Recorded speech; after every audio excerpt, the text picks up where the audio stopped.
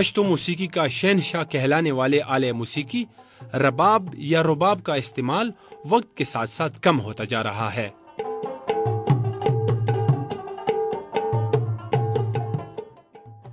رباب بلا شبہ پشتو موسیقی کا ایک اہم ترین فن سمجھا جاتا ہے۔ رباب گٹار سے ملتا جلتا آلہ موسیقی ہے، لیکن دونوں کی آواز اور شکل میں واضح فرق پایا جاتا ہے۔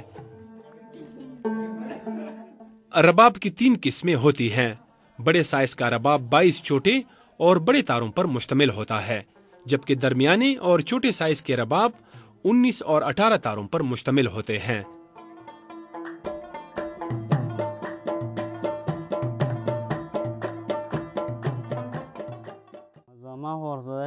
مجھے رباب سیکھنے کا اس طرح شوق ہوا کہ ہمارے گاؤں میں رباب کے ایک ماہر آئے تھے۔ اس کا رباب بجانا مجھے بہت اچھا لگا اور پھر مجھے بھی سیکھنے کا شوق پیدا ہوا۔ میں 10-12 سال سے رباب بجا رہا ہوں۔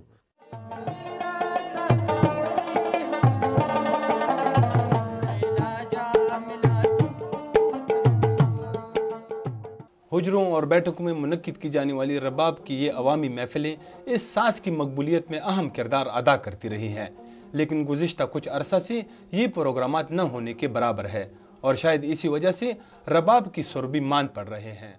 رباب کو پشتو فوک موسیقی میں مرکزی حیثیت حاصل ہے۔ بعض تاریخ دانوں کا کہنا ہے کہ جنوبی ایشیا میں رباب کی ابتدا سب سے پہلے افغانستان سے ہوئی۔ رباب کا جو ہے تاریخ اس کی آج سے کوئی 800-900 سال پہلے اس کی بہت زیادہ وقت تھی۔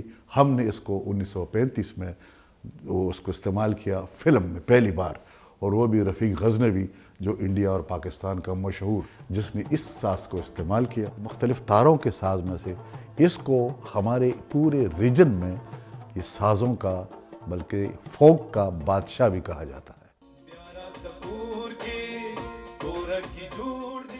لیکن اب کچھ عرصہ سے پاپ میوزک کے بڑھتے ہوئے رجحان اور شدت پسندی کے باعث پشتون علاقوں میں روایتی آلاتی موسیقی کا استعمال کم ہو رہا ہے۔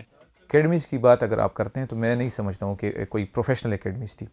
وہی کچھ گروپس جو تھے میوزک گروپ، تو ان میں سے ایکسپرٹ جو ہے کسی بھی ساز کا ہو خواہ، تو وہ شام کو ان کے پاس کوئی شاگرد کی شکل میں کوئی بندہ آ کے اسے تھوڑا بہت سیکھ لیتا تھا۔ لیکن پھر جو حالات 3-4 سال مسلسل جو اس طرح رہے ہیں، ملیٹنسی کی بات جو آپ کر رہے ہیں، تو اس میں یہ ہوا ہے کہ وہ سارے ڈیرے، وہ سارے آفیسز وہ آہستہ آہستہ سے ختم ہونے لگے۔ بعض موسیقاروں کا کہنا ہے کہ ثقافتی تبدیلی اور پشتونوں کی اپنی ثقافت سے لا علمی کی وجہ سے ایسے سازینوں کی مقبولیت معدوم ہوتی جا رہی ہے۔ میوزک تھوڑا چینج ہو گیا نا، اور میوزک کیسا چینج ہوا؟ یہ انسٹرومنٹ کی وجہ سے، کہ جدید انسٹرومنٹ آئے، اس کی وجہ سے میوزک چینج لگتا ہے کانوں کو۔ ماہرین موسیقی کے مطابق رباب کو سر میں لانا ایک سائنٹیفک عمل ہے۔ اس میں جو چھوٹے تار ہوتے ہیں اس کو بڑے تاروں سے جوڑنا پڑتا ہے، اور شاید یہی وجہ ہے کہ یہ ایک مشکل فن بھی سمجھا جاتا ہے۔